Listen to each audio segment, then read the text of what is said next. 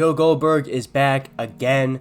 You guys are begging for more, so here it is. Mr. Lonely Boy is again on a mission for real love. This time, he has a family and a nagging wife. Is it okay to put your hands on your girlfriend? Also, I swear, if this gets copyrighted, I'm going to YouTube headquarters and giving them a stern talking to, I swear. We meet back with Joe and Love, this time in the suburbs, and with a child. They bring their child home from the hospital. This includes waking up in the middle of the night and barely getting any sleep. But rewarding. And also that. Love's mom, Dottie, comes over, and she calls their son 40, which is not weird since, you know, he died last season. Joe has his book hobby that he enjoys, fixing old books and selling them online to give money to Ellie. Love and Joe are at a coffee shop. A woman comes over to them, Sherry. She's very similar to Peach because she's condescending and humble brags every chance she gets. Yeah, she's really annoying. Joe likes his neighbor a bit too much. Oh no. Not again. Love doesn't like her very much. To be fair, she doesn't like anything right now. Women. I'll take care of this. I'll take care of him. And there he goes every time I touch him. Just let me do it. Joe. Joe. Joe. This is my nightmare. Joe stares at the neighbor and then follows her to the supermarket. He sadly does his usual jerking off in public. Uh-oh. She's kind and bought Joe diapers and condoms. The last part's a little weird, but useful, I guess. Are you flirting with me? He stalks his neighbor Natalie with his child in the car. We get a flashback of Joe as a kid. He was sent to an orphanage after everything that happened with his parents. You know, when he shot his dad. Back with present Joe, he stalked Natalie on social media. Her husband is a rich entrepreneur, and Joe wonders if she thinks about him when she's with her husband. Love bumps into Sherry and her friends. That class is for really fit people, but don't worry, you'll get used to it. That hurts. Yeah, Sherry sucks, but Love wants their approval and goes out with them for some reason. Joe finds Natalie at the town's library. He follows her around and tries not to get caught. Hard to be invisible with the greatest lady magnet in the history of the species strapped to your chest. Is that a bad thing, though? He gets caught when Henry, Joe's son's name, cries. Are you gonna chase after her, or could I maybe help you with something? Damn that voice. Read me a book or something, please. Natalie knew Joe was following her, so she picked out a book for him. He's in. Love is with Sherry's groupie. It's a bit uncomfortable. Has your vagina even recovered yet? Cool. Joe's reading the book Natalie got for him. Love tries to be intimate with him, but he rejects her to keep reading the book. Henry starts crying, and Love takes him to Dottie's place. Natalie calls Joe over for a drink. She confesses that she feels trapped in her marriage, and she invites Joe inside for more alcohol. Man, I wonder where this is going. Natalie accidentally cuts herself, and they have a little moment. I wanna fuck you. What's your name? I wanna fuck you. Where'd you come from? As they drink through the evening, they both talk about their horrible spouses. She invites Joe into her room. Ah, there's old Joe, I know. They kiss, and Joe stops as soon as she wants to go further. The guilt of him cheating on Love and being a bad father took over his mind. Joe goes back home. Love is back home as well. Joe admits he had a drink with the neighbor and says that she's crazy, and they sleep together and stuff. We cut to Love and Joe going to Sherry's party. They both did background research on everyone at the event. Sherry's husband, Carrie, comes up to Joe, and they get to know each other. Let me get in there. Oh yeah. That was fruity. Natalie talks to Love, and Natalie brings up that Sherry is a bad person. To be fair, she is. Natalie offers Love a place. She's a real estate agent. There's a bakery open that Love wants to open up. I keep telling Matthew, I'd love to have you both over for a drink sometime. It's crazy we haven't had either of you at the house yet. We'll do it soon.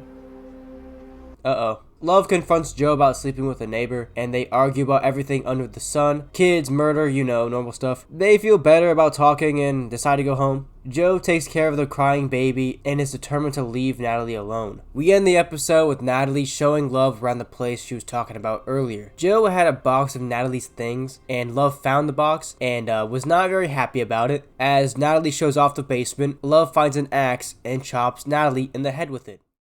Episode 1. I wasn't very surprised that Joe found another girl to obsess over, since he's been doing that all his life. But I didn't expect Love to straight up murder her. Then it occurred to me that Love and Joe are both psychos, so I shouldn't have been surprised. We meet with Joe and Love in couples therapy, going over a certain issue, you know, Love killing Natalie. Joe had to clean up Love's mess. since Love doesn't kill like Joe. She just does it off emotion, not planning it like how Joe prefers it. So how have you found the transition to fatherhood? An existential tangle of dread and failure. Oh, and also murder. That's great. We go over their issues in the office and the issues with dealing with Natalie's body. Problem with my marriage is my wife. Aren't they all? Am I right? Joe had to bury Natalie in the woods, leaving no trace behind. Joe tells the therapist that he planned to leave Love, and Love tells the therapist that nobody gets her. They show a scene of a young guy flirting with Love at a store parking lot. Damn, girl.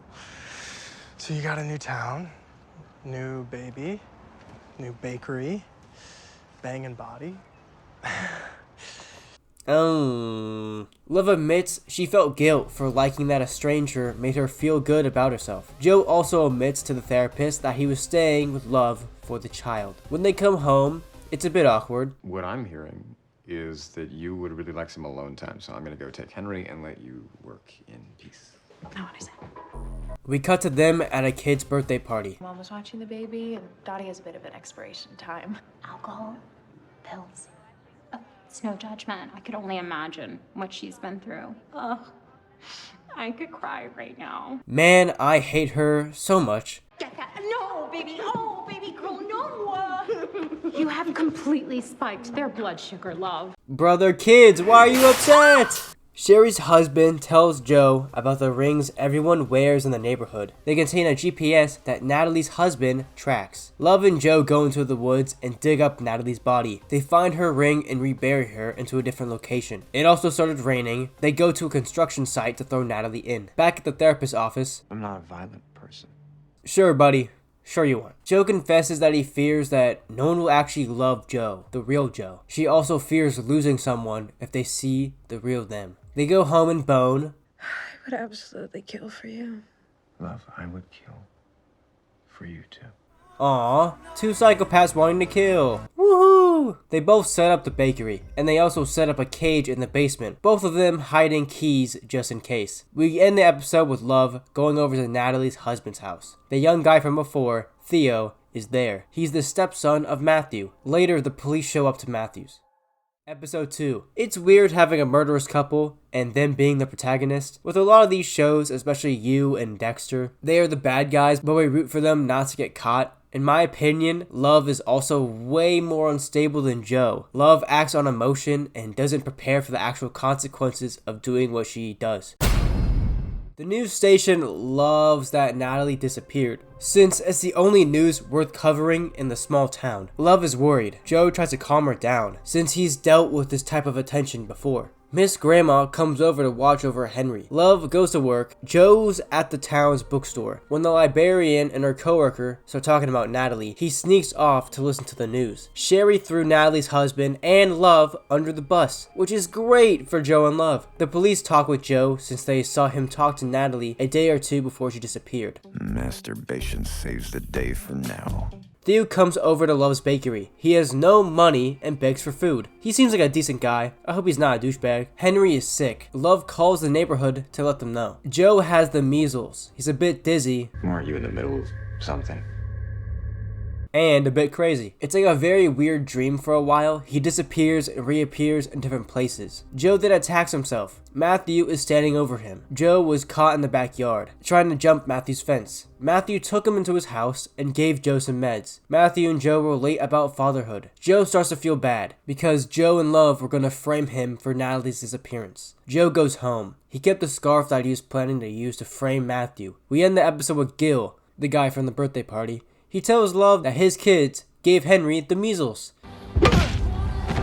Bro, why? Joe's gonna have to clean that up, dude. Episode 3. Yeah, Joe's not gonna be happy about that. Not gonna lie. Every time I see Love's food, it makes me so hungry. It reminds me when you watch like anime and the main character just scarfs down a bunch of food. Overall, this episode was good. I like Matthew. He's actually a decent guy and not horrible. He's probably going to try to catch Love and Joe later in the series. And it's weird because he's actually the good guy. And I don't want him to succeed. So it's kind of funny. Gil is now in the cage downstairs. Joe's trying not to get mad since she didn't kill him but only knocked him out. You know, actually, your son has naturally gained immunity. So I mean, I go so far as to say it was beneficial. Uh-oh. Joe doesn't hurt him, which surprised me. As Joe is about to let Gil out, Joe senses that he's gonna go to the police and decides not to let him go. Theo and his dad yell at each other. There is gonna be a community search for Natalie, and Theo doesn't want to go. Love tells Theo that they should go look for her. Joe is trying to find some dirt on Gil for the plan of mutual destruction, finding something bad on Gil, so if he opens his mouth, they will expose him and Joe and Love. So far, he can't find anything on Gil, so he just goes to the cage and talks to him. He lies about sleeping with a woman. You know, okay, fine. I slept with her. I did. Real rough style, too. Can you define rough style? You know, when... Oh, come on, I'm trying to give you something. Gotta do better, Gil. The next morning, Gil gives good father advice to Joe. Here's what you do as a parent. You keep them healthy and safe. Be a good person. That's it. Love found dirt on Gil's son. He cheated to get his son into Dartmouth, but he wasn't even aware of that. Later, Joe checks the camera in the basement. Gil, he game-ended himself in the cage. Love has to go to that community search for Natalie. Yo, why is everyone so scared of Sherry Conrad? She is fucking pathetic. True, I hate her so much. He later yells at Sherry for crapping on Natalie and her family. The search people found something, an axe with blood on it, and Gil's body hung in his house. Joe and Love have planned to frame Gil for the murder of Natalie. Game is game. We end the episode with Joe catching feelings for his boss. It's almost like you're flirting with me. No. Episode 4. Gil didn't need to die. He was actually a good person for the most part. Joe having a new love interest doesn't surprise me. He likes any girl that gives him moderate attention. Of course, something bad's gonna happen. Anyway, that's it. Joe and Love are back at the therapist's office. Joe loves mowing the lawn for some reason. The therapist tells Joe to make friends, but he hates everyone in town. Joe had a photo shoot with Love and Henry. He gets made fun of when he walks into work. Joe helps Marianne with their children's book drawing she's making. He fantasizes about her while he helps, but he's trying to stop himself from these feelings that he is feeling. Joe and Love have dinner with Sherry and Carrie. Carrie invites Joe to go out hunting. Later, Love tells Joe that Theo kissed her. You have been sneaking around. Sneaking around. That's crazy. You made me feel like there's something wrong with me, and I've done everything you asked when you've been lying to me this whole time! Joe's on the hunting trip. It involves a lot of hiking and weird small talk. Carrie helped me embrace my inner beast. They get to the campsite. Joe talks to one of the guys. He's truly a nice guy, giving him a protein bar after Carrie threw out Joe's food. I learned this mating call outside of Cartagena. 3 minutes later, a doe popped out of the brush, started nuzzling my cock. What the hell? They're about to go hunt. They yell and take their shirts off. Come on, let's go, Goldberg! I'm gonna get you dirty tonight, boy! Carrie tries to hype up Joe, giving him a knife to hunt with. He's getting pushed around. Carrie tries to get Joe to kill a squirrel. Oh, come on. Carrie punches Joe. Joe relives his trauma from the orphanage. What you gonna do, Goldberg? Fucking hit me! And he punches Carrie back and shoves him off the cliff. He lies on the ground, unmoving. Joe brings his body back to the campsite. What are you doing, Goldberg?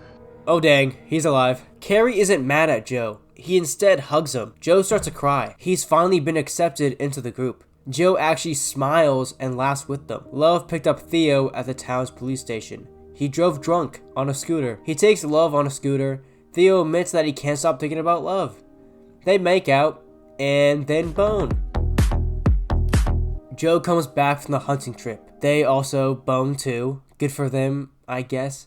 We end the episode with Theo getting head in his backyard while staring at Love. Joe promises to only watch Marianne instead of acting on his instincts. Episode 5. This episode was wonderful. I like that Joe was able to be himself around the guys without being judged. Carrie is very weird and somewhat cool at the same time. Love is definitely starting to have feelings for Theo, but the thing is, Theo doesn't even know how crazy Love is. Joe has been stalking Marianne, entering her house and looking through her drawers. Old Joe is back, baby! He's almost caught when she gets home early. Joe's under the bed watching her. He feels guilty for having these feelings for Marianne, since Love's the best wife ever, even though she cheated on Joe multiple times, but he doesn't know yet, so it's fine. Love's taking a pregnancy test. Uh-oh, Theo. That's why you always have to wear protection, dude. She feels immense guilt for cheating on Joe.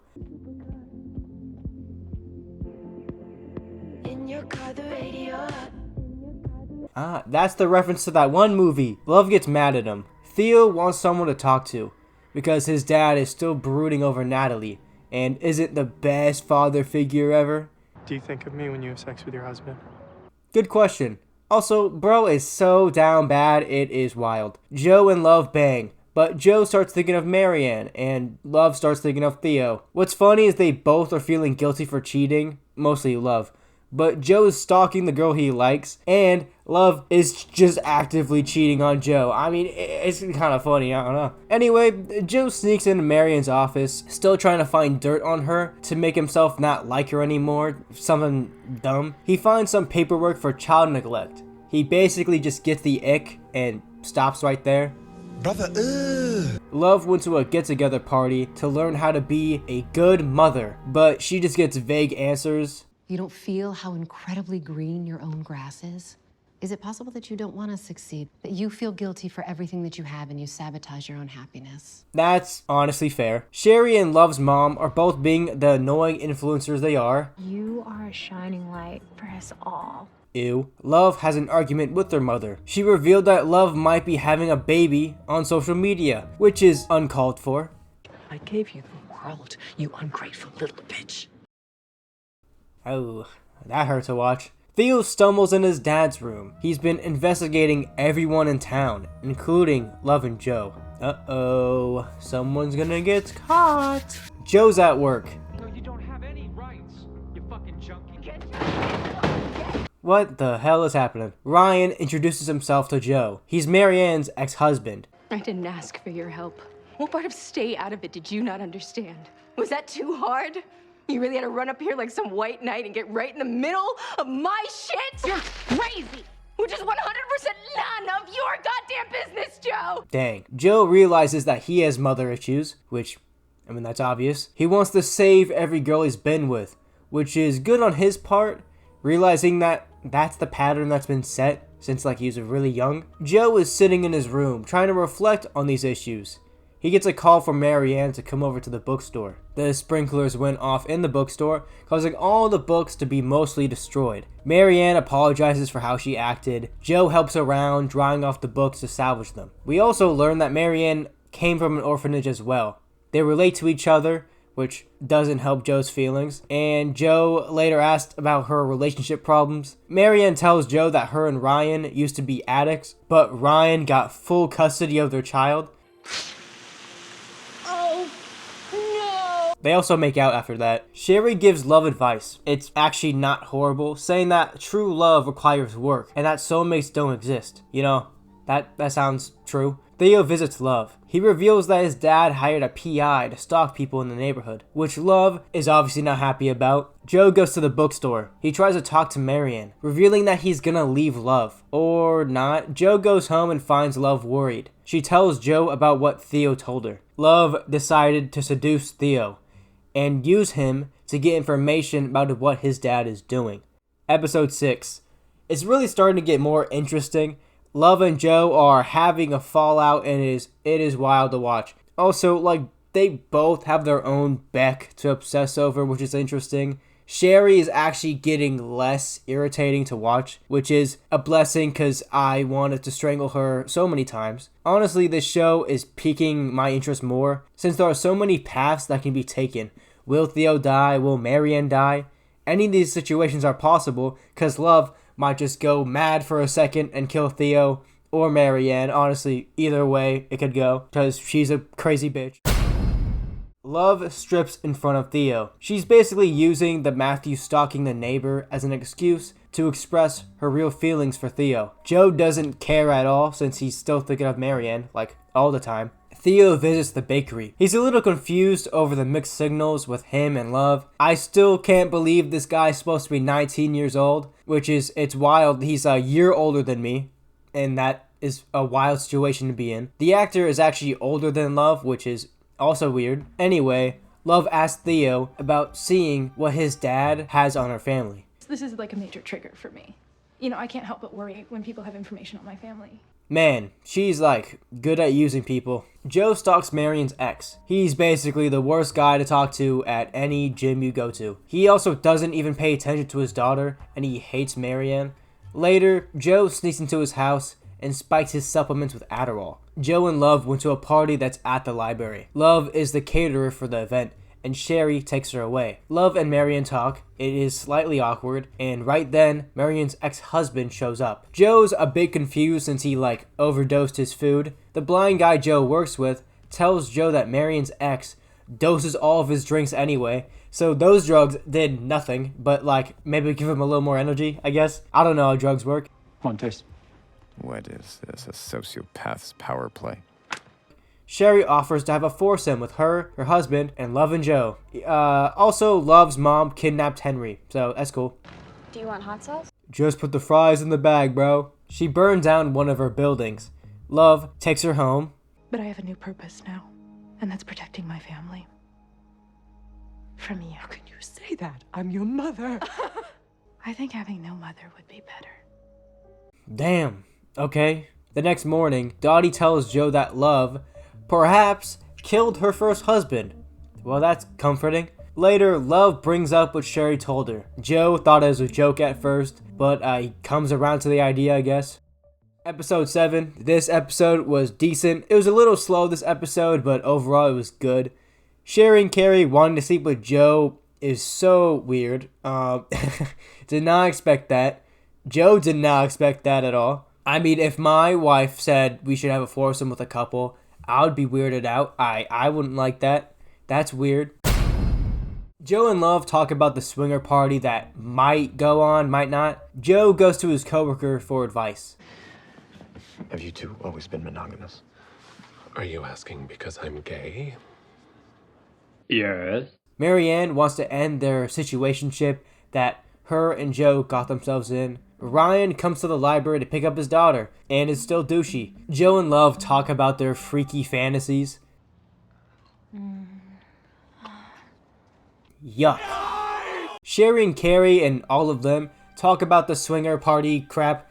It is slightly uncomfortable. Joe accidentally messes it up, thinking that Love wouldn't want Joe to be with Sherry. Later, Love tries to start something with Joe, but Theo jumps the fence and she seduces him before they realize Joe is watching, and it's not creepy. That night, Theo sneaks into his dad's office, seeing a video of Joe getting mad at Love and punching a wall. Matthew catches him. She's dead! None of this is gonna bring her back! He knows that Love is having an affair with Theo. Sherry and Carrie come over to the house.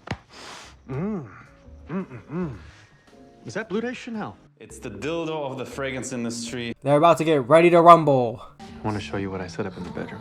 And I'm officially terrified. I would be too. Carrie shows Joe a bunch of sex drugs. Carrie strips in front of Joe too. It's okay, you can look at it. Look at my dick. He's so stupid. They hug it out. It's uncomfortable. Carrie jerks off to himself in the mirror. That's interesting.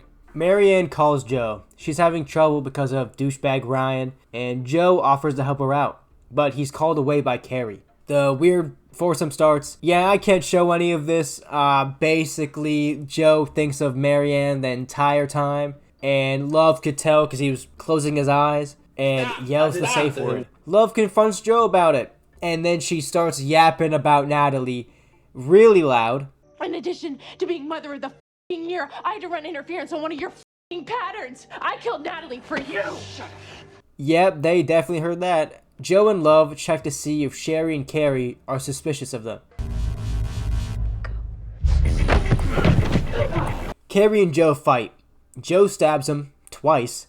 Carrie grabs a bow and arrow. It's a fight scene straight out of Arrow. It is wild. Joe gets a shot in, and he hits Carrie with a rock, dragging him inside, along with Love dragging Sherry. We end the episode with two people in the cage downstairs of the bakery. Joe and Love have sex for some reason. The next morning, Love is feeling awful that she put her best friend in a cage.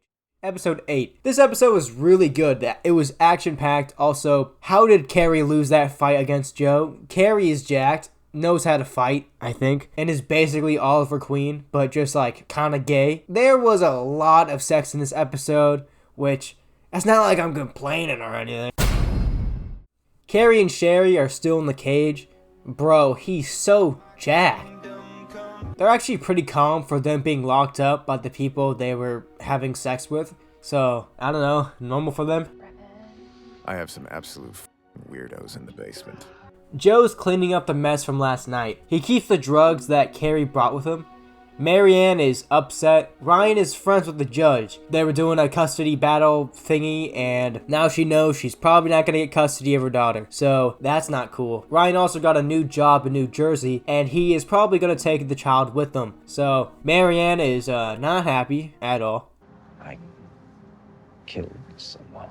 Dang, the honesty is crazy. Well, semi-honest. Joe comforts Marianne, and they both end up having sex. That's sick, dude. Bruh, what are you doing? Sherry is still trying to be nice to Love, and she doesn't buy it. Love tells Joe about the cameras, telling him that she used Sherry's social media to out Matthew about hacking into the security cameras in town. Man, they're like the best killer couple, psycho people ever. Carrie? Yeah. That psycho brought a gun into our house? Sure, buddy. Matthew was forced to destroy all the footage because he was gonna get sued. Theo got some of the footage to use later. Love is the Riddler and gave Sherry and Carrie a gun. New rules. One of you takes this, shoots the other. I let whoever lives out. That's a wild thing to do. Joe is stalking Ryan, and he follows him into a parking garage. You following me, asshole? Joe gets his ass beat, but is let go since Joe has dirt on him. Ryan's pushed off the parking garage. Joe finds him and finishes the job. Theo looks over the footage he took in his car. He finds out that Joe pretended to be Natalie. Sherry and Carrie are now arguing about whatever they are talking about. Because your plan, unlike my shit, is proving to be real solid. Theo shows up at the bakery and goes into the basement. He hears a gunshot. Carrie tried shooting the lock, but Sherry got grazed by the bullet by the ear. I don't know why she's complaining. Theo finds them locked up. He tries looking for the key upstairs, and Love shows up. Theo is caught. He confronts her about what Sherry told him.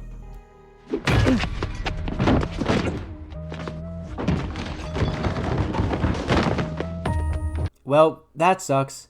Episode 9. This episode was fantastic. The past is now catching up with them. I really hope Theo isn't actually dead, but we'll see. Carrie and Sherry are really annoying to each other, honestly. Carrie is honestly one of my favorite characters. He's like a goofy version of Stephen Amell. Saying their names, Sherry and Carrie, is the most annoying thing I had to do during the script, by the way.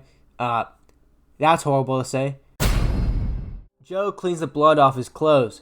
You know, from stabbing Marianne's ex-husband. And Joe also plans to kill Love. Joe deduces that Love did something because she's being weirder than usual and she wants another baby for some reason. Why? Joe has to clean up the mess with Theo. While this is happening, Sherry and Carrie argue some more. You're getting hysterical. You, that is sexist as shit. I am a feminist. I love Carrie so much, dude. Yeah, Sherry shot Carrie. He's bleeding out now. Marianne calls Joe. She says that Ryan's dead, which we know why that is. Joe lies to her about him and Love separating, and Marianne says I love you to Joe. Theo is awake. Joe doesn't kill him. He doses him with drugs and takes him to a hospital far away. Love finds the bloody pieces of clothing that Joe was wearing when he killed Ryan. Love hears about it in the bakery. She figures out that Joe was the one who killed him. Yeah, she looks insane. I think you're all a bunch of scandal-hungry crows, and no amount of feasting on other people's sorrows is going to make your lives less hollow. Oh, dang. Carrie hates Sherry right now, since, you know, she shot him in the leg. She says that Love should kill Joe. You're a monster. It looks like the only murderer in this room is you, Sherry. Bro, Love is off the handles. When Joe arrives home, he finds Love cooking. She knows about everything, and Joe can tell.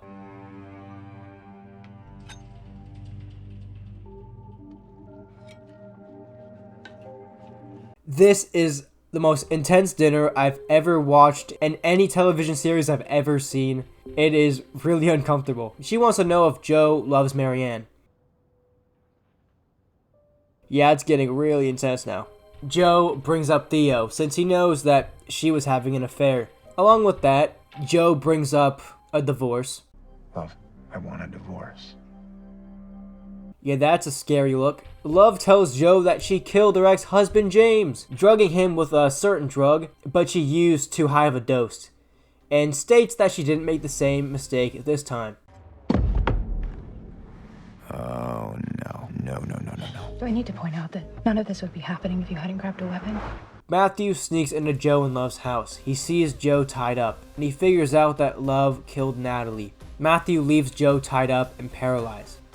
Cher and Carrie are still locked up and stuff. They argue about their marriage. Everything I've done since the day I laid eyes on you was for you. Aw, that's sweet. Carrie admits that he was a degenerate before he met Sherry, and they hug. You're the best dad to the best kids. Don't forget 6% body fat. When I first watched that was the first time I've ever laughed out loud, like actually hard. Joe's still tied up, waiting for his impending doom. Marianne shows up now. Love brings up Joe to Marianne. Love has a knife in her pocket, about to stab Marianne. Marianne brings up that she's attracted to toxic people, which is why Marianne loves Joe. Love brings up Ryan, and that Joe killed him. Marianne's daughter shows up. This catches Love off guard completely, and she lets Marianne go, and tells them to run from Joe. I barely recognize myself anymore. Man, this is getting dark. Love grabs a knife and goes into Joker mode. The drug wore off, Joe fights back, drugging her as well.